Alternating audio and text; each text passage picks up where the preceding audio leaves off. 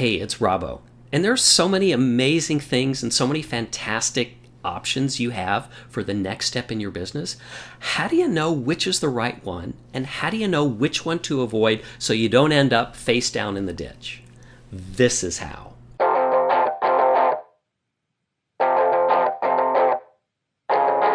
So yeah, we live in pretty amazing times. If you have an online business, if you're looking to make money online, there's so many cool ways that you can do it.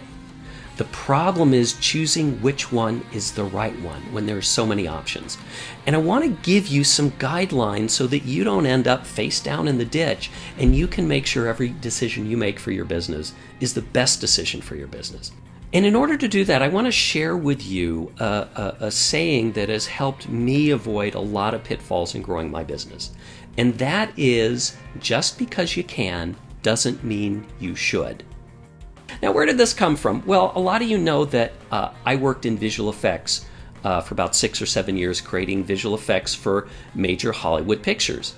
Now, although I did not ever work on Star Wars, you also probably know in the mid-90s there was a lot of excitement because George Lucas was creating 3 more Star Wars movies. The interesting thing is, even though Lucas had an unlimited budget, even though he had his own visual effects facility, and even though he had a rabid fan base that would literally make anything he created, even if it was him reading the phone book, profitable, it's a universal evaluation that those second 3 Star Wars movies were not as good as the first 3 when he did have all those limitations.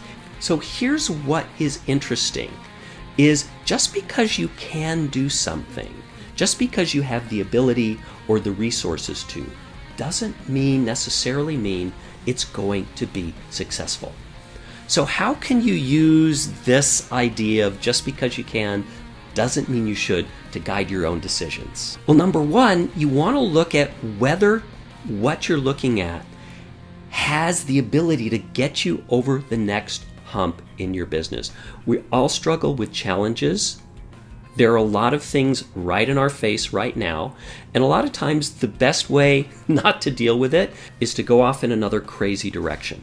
So is the place you want to go next going to help you get over the next hump in your business?